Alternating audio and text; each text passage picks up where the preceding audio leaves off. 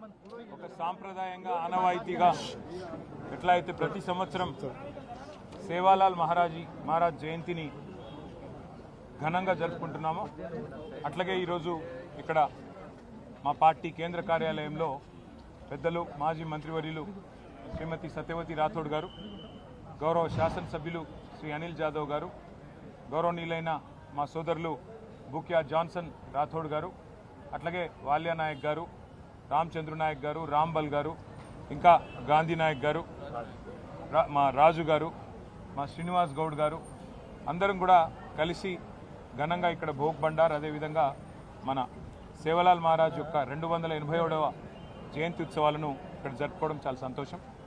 మీ అందరికీ తెలుసు, ఈ రాష్ట్రంలో మా తాండాలో మా రాజ్యం ఉండాలి అనే నినాదానికి, గిరిజనుల ఆత్మగౌరవానికి మరి అల్టిమేట్గా న్యాయం చేసిన నాయకుడు పెద్దలు శ్రీ కేసీఆర్ గారు.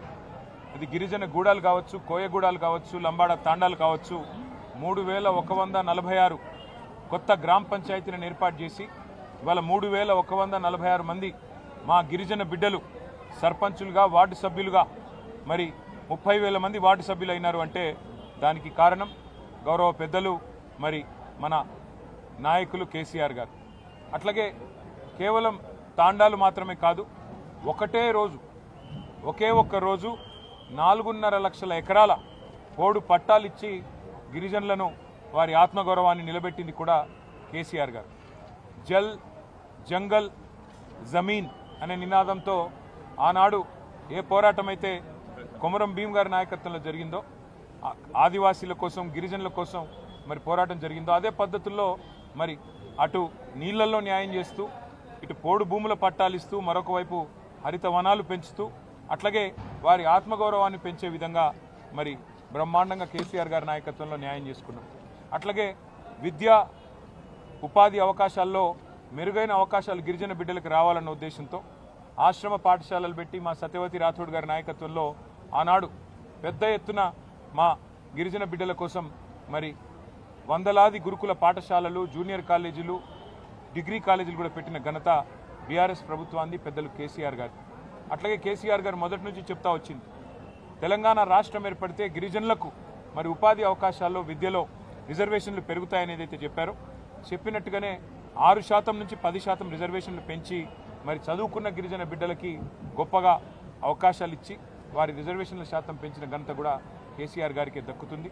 దాంతోపాటు మరి ఎవరైతే వ్యాపారవేత్తలుగా రాణించాలనుకుంటారో గిరిజన బిడ్డలు, వారి కోసం ఆనాడు కేసీఆర్ గారి నాయకత్వంలో సీఎం ఎస్టీ ఆంటర్ప్రినర్షిప్ ప్రోగ్రామ్ అని చెప్పి పెట్టి 200 మంది గిరిజన బిడ్డలకు మరి లక్షలాది రూపాయలు ప్రభుత్వ సబ్సిడీ ఇచ్చి వారికి ఇంట్రెస్ట్ లేకుండా మరి బ్యాంకు రుణాలు ఇప్పించి వారిని ఒక పారిశ్రామికవేత్తలుగా, ఔత్సాహిక బిజినెస్ మెన్గా కూడా తీర్చిదిద్దింది కేసీఆర్ గారి నాయకత్వం.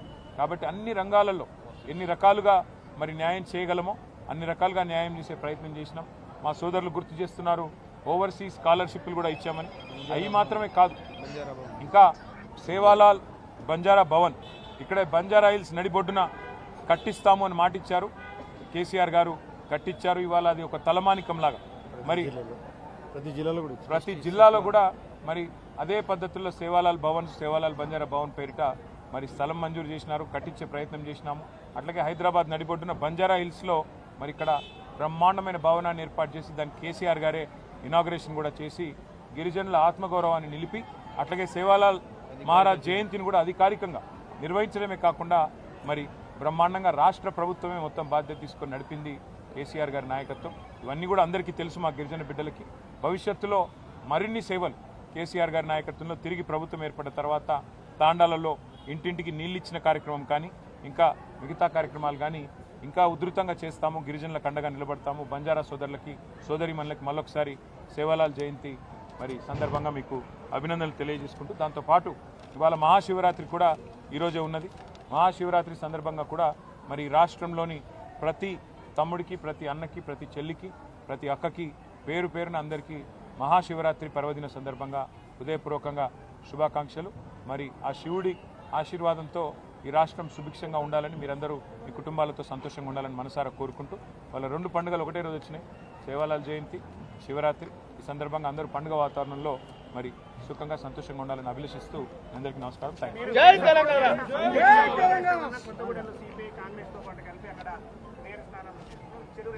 ఉండొచ్చు, దానికి ఏముంది, వాళ్ళు ఆల్రెడీ అలయన్స్లో ఉన్నారు కదా. కాకపోతే వాళ్ళు ఆల్రెడీ సిపిఐ అనేది అలయన్స్లో ఉంది, ఇబ్బంది ఏమీ లేదు. మేము సింగరేణిలో ఉండే కార్మికుల ప్రయోజనాల దృష్ట్యా సింగరేణిలో జరుగుతున్న దోపిడీని నిరోధించడానికి అని నేను క్లియర్గా చెప్పాను. అక్కడ బీజేపీ కాంగ్రెస్ ఇద్దరు కూడా ఇవాళ సింగరేణి దోపిడీలో భాగస్వాములై మరి వారు సింగరేణిని దోచుకుంటున్నారని చెప్పినా ఇవాళ ఏఐటీసీ లాంటి సంఘం మరి సిపిఐకి అటాచ్డ్ ఉన్నా మరి వారు ఏ కారణం చేతనో ఈ పొత్తు కొప్పుకున్నట్టున్నారు. మరి వారి మీద ఏ మొత్తులు పనిచేసే నాకు తెలియదు కానీ బట్ ఒకటి మాత్రం పక్క, ఎవరు కలిసి వచ్చినా కలిసి రాకపోయినా సింగరేణి సంస్థ ప్రయోజనాల కోసం, సింగరేణి కార్మికుల కోసం గతంలో ఎట్లా కొట్లాడామో, గతంలో వారితో ఎట్లా ఉన్నామో భవిష్యత్తులో కూడా అట్లాగే ఉంటుంది. నాకున్న అవగాహన మేరకి వాళ్ళ దాదాపు 34 చోట్ల హంగుంది. సరే, అక్కడ చాలా అరాచకాలు చేస్తూ ఉన్నారు కాంగ్రెస్ వాళ్ళు. మా కార్పొరేటర్లు కౌన్సిలర్లను ఎత్తుకొని పోవడం, ప్రలోభ పెట్టడం, పోలీసులను ఇంటింటికి పంపడం, గూండాలను పంపడం, రకరకాల కార్యక్రమాలు చేస్తున్నారు. మాకు ఇంకోటి ఇప్పుడు ఎక్స్ అఫిషియో ఓటు విషయంలో కూడా స్పష్టత రాలేదు. మరి చూద్దాం, మాకు కూడా ఇంకా వస్తున్న ట్రెండ్స్ అవి చూస్తూ ఉంటే ఇంకా కొన్ని మున్సిపాలిటీలు మా ఖాతాలో పడతాయి. ఇప్పటికే 17 క్లియర్గా ఉన్నాయి, ఇంకా దాదాపు ఒక 10-12 రావచ్చు అనేది మా అంచనా. చూడాలి రేపు ఏమవుతుంది. ఎందుకంటే అధికార పార్టీ అరాచకాలు, అధికార పార్టీ ప్రలోభాలు, అధికార పార్టీ యొక్క ఒత్తిళ్లు ఇవన్నీ తట్టుకొని మరి మా కౌన్సిలర్లు, మా కార్పొరేటర్లు పాపం వీరోచితంగా కొట్లాడుతున్నారు. చూడాలి రేపు ఏమవుతుంది అనేది చూడాలి. Thank you. జై తెలంగాణ.